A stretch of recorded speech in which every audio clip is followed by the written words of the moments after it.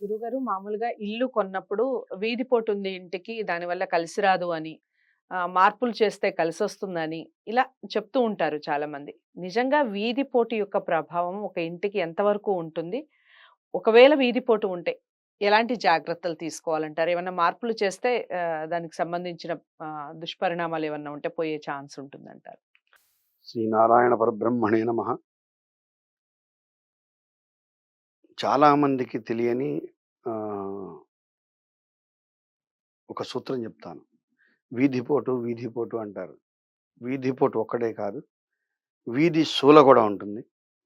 వీధి వేధ అని కూడా ఉంటుంది. ఇవి 3 రకాలైనటువంటి భావాన్ని కలిగి ఉంటాయి. హ్మ్. ఒకటి అది సరే తూర్పుగానే మాట్లాడుకుందాం. అంటే తూర్పు రోడ్డుంది మనకి. తూర్పు వైపు తిరిగి ఇల్లుంది మనకి. హ్మ్. దీనికి నేను చెప్తాను. మిగిలినవి మీరు అనువదించుకోవచ్చు. హ్మ్. ఒక రోడ్డు మన ఇంటి దగ్గరికి వచ్చి మన ఇంటికి తగిలి అక్కడ ఆగిపోతోంది. అంటే అది మన ఇంటి దగ్గరే ఆ రోడ్డు ఆగిపోతుంది. డెడ్ ఎండ్ ఇల్లు మనదనుకుందాం. హ్మ్. అది తూర్పు ఈశాన్యం గనక వచ్చి మన ఇంటి దగ్గర ఆగిపోతే గనక ఈశాన్యం వీధిపోటు అంటారు యాక్చువల్‌గా దాన్ని. హ్మ్. అంటే తూర్పు వైపు నుంచి మన ఇంటికి తగిలి ఆగిపోతుంది ఆ రోడ్డు. అదే తూర్పు కాకుండా ఉత్తరం వైపు నుంచి వచ్చి తగిలి ఆగిపోతుంది. హ్మ్. దీన్ని వీధి శూల అంటారు. అంటే ఒక చతురస్రాకారమైనటువంటి బిల్డింగ్‌కి హ్మ్. తూర్పు వైపు నుంచి రోడ్డొచ్చి తగిలి అక్కడ ఆగిపోతుంది. అంటే ఇంక వేరే ఏం లేదు. మన ఇంటి దగ్గరకొచ్చి ఆగిపోవాల్సిందే ఎవరైనా. హ్మ్. అటు ఇటు వెళ్ళడానికి లేదు మార్గం. ఓకే. ఇది ఒక రకం. హ్మ్. ఉత్తరం వైపు నుంచి వచ్చి తగిలి ఆగిపోవడం ఒక రకం. ఈ రెండిటిని కూడా వీధి పోటు, వీధి శూల అంటారు. కానీ దీనివల్ల ప్రమాదం ఏమీ సంభవించదు. హ్మ్. అది ఒక రకంగా ఆ ఇంటికి గృహ సముదాయానికి మంచిదే. కానీ ఎక్కడి వరకైతే వీధి తగులుతోందో అక్కడ వరకు ఇంటి నిర్మాణం చేయడానికి వీల్లేదు. అంటే సపోజ్ మన ఇంటికి ఒక 10 అడుగుల వరకు తగులుతోందనుకోండి మన ప్రహరీలో. ఆ 10 అడుగులు వదిలిపెట్టి మిగిలిన భాగంలో ఇల్లు కట్టుకోవాలి. అంటే ఇంటి సింహద్వారానికి కానివ్వండి, ఇంటికి సంబంధించినటువంటి పిల్లర్‌కి కానివ్వండి, ఎట్టి పరిస్థితుల్లో అదొచ్చి తగలడానికి లేదు.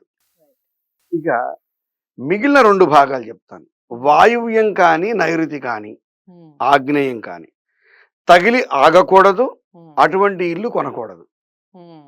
ఇంకా మళ్ళీ దీంట్లో తగలొచ్చా దానికి రెమెడీ ఉందో ఏం లేదిక. హ్మ్. డైరెక్ట్‌గా వచ్చి తగిలి ఆగకూడదు మన ఇంటికి. హ్మ్. ఇది ఇది ఇది ఒక పద్ధతి. 2 టీ రోడ్ అంటారు. టీ లాగా ఉంటుంది. హ్మ్. అంటే మన ఇల్లు ఉంటుంది. రోడ్ ఇలా వచ్చి ఇలా అడ్డం రోడ్డు ఉంటుంది. ఇలా వచ్చిన వాళ్ళు ఇటు వెళ్ళొచ్చు, ఇటు వెళ్ళొచ్చు. హ్మ్. అంటే వాళ్ళకి వేరే పక్కకి వెళ్ళడానికి అవకాశం ఉంది. అక్కడ డెడ్ ఎండ్ కాదు మనది. ఓకే. అది గనక తూర్పు అయి ఉంటే గనక పర్వాలేదు. దానికేం ఇబ్బంది లేదు. హ్మ్. తూర్పు ఈశాన్యం అయితే. ఉత్తర ఈశాన్యమైనా గానీ పర్వాలేదు. ఓకే. అది కాకుండా ఆగ్నేయం కానీ, దక్షిణ ఆగ్నేయం కానీ, అలాగే పడమర ఆగ్నేయం కానివ్వండి, అలాగే పడమర నైరుతి కానివ్వండి, పడమర వాయువ్యం కానివ్వండి, ఎక్కడా కూడా అలా ఉండకూడదు. అలా ఉంటే గనక ఇబ్బందులు కలుగుతాయి. రైట్. 2 ఇంకా మూడోది 4 బజార్లున్నాయి. హ్మ్. 4 బజార్ల మధ్యలో మన ఇల్లుంది. అంటే 4 కోణాలు మనకు తగులుతున్నాయనుకుందాం. అంటే ఇటు ఆగ్నేయం తగులుతుంది, అటు ఈశాన్యం తగులుతుంది, ఇటు వాయు నైరుతులు 4 తగులుతున్నాయనుకుందాం కోణాలు. హ్మ్. కోణము అంటే వీధి డైరెక్ట్‌గా తగలకుండా దానిలో 28 వంతుల్లో ఏడవ వంతు గనక తగిలితే. అబ్బా! హ్మ్. యాక్చువల్‌గా ఈ ప్రశ్నకి మనకొక వైట్ బోర్డ్ ఉండి మనకొక ఒక మార్కర్ ఉంటే హ్మ్. చాలా ఈసారి చాలా ఖచ్చితంగా క్లియర్‌గా ఎక్స్‌ప్లెయిన్ చేయొచ్చు మనం. హ్మ్. అంటే వాళ్ళకి అర్థం కాదు భాష. హ్మ్. అలా గనక 7 అంటే 28 భాగాల్లో ఏడవ భాగం వరకు గనక తగిలితే ఎట్టి పరిస్థితుల్లో కూపము అంటారు దాన్ని. అంటే హ్మ్. ఎట్టి పరిస్థితుల్లో ఆ ఇల్లు కొనడానికి లేదు.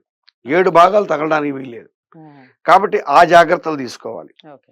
ఇంకా ఏది ఏమైనా ఓవరాల్‌గా తూర్పు ఈశాన్యము, ఉత్తర ఈశాన్యం తప్ప ఇతరత్రా మిగిలిన వీధి పోట్లన్నీ గూడా, వీధి శూలలన్నీ గూడా, వీధి వేధలన్నీ గూడా అవి ప్రమాదకరమే. వాటిని నిపుణులైనటువంటి వాస్తు శాస్త్రజ్ఞుల్ని సంప్రదించి మనం బోలెడు డబ్బులు పెట్టి కొనుక్కుంటున్నాం.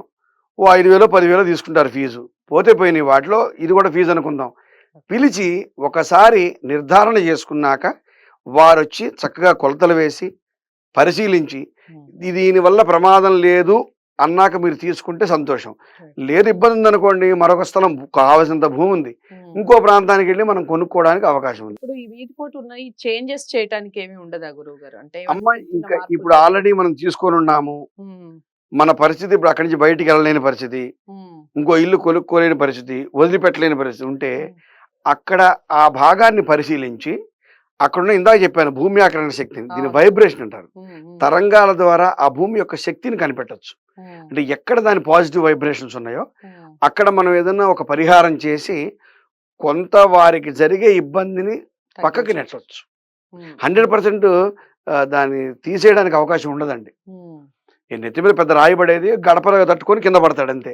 ఉమ్, ఆ చిన్న గాయంతో అయిపోతుంది, ప్లాస్టర్ వేసుకుంటాడు వెళ్ళిపోతాడు. నెత్తి మీద బండ పట్టడం అంటే ప్రాణ ప్రమాదం కదా. అవును, అవును. అంటే ప్రమాదం నుంచి తప్పించవచ్చు కానీ ఉమ్, కర్మ నుంచి తప్పించలేం. చిన్న దెబ్బ అయినా తగలాల్సిందే. రైట్.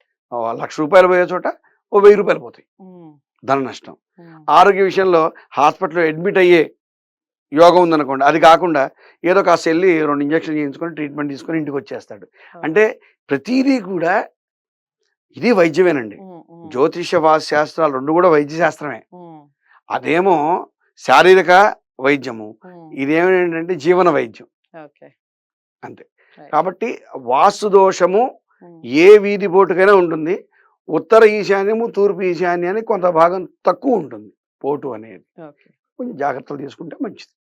చూసారు కదా! వీధిపోటు అంటే ఏమిటి? వీధిపోటు వల్ల వచ్చే అనర్థాలు ఏ విధంగా ఉంటాయి? దాని నుంచి తప్పించుకోవాలంటే ఏం చేయాలి? అసలు తప్పించుకునే ఛాన్సెస్ ఉన్నాయా? ఉంటే ఏ విధంగా చేసుకోవాలి? పరిహారాలు ఏ విధంగా చేసుకోవాలి? ఈ విషయాలన్నీ ఇంకా క్లియర్‌గా తెలుసుకోవాలి అనుకుంటే స్క్రీన్ మీద కనపడే నంబర్‌కి కాల్ చేయొచ్చు. గురువుగారి అపాయింట్‌మెంట్ లభిస్తుంది. వీడియోని లైక్ చేసి షేర్ చేయండి. ఛానెల్‌ని సబ్స్క్రైబ్ చేసుకోండి. మరో మంచి వీడియోతో మళ్ళీ కలుద్దాం. నమస్తే.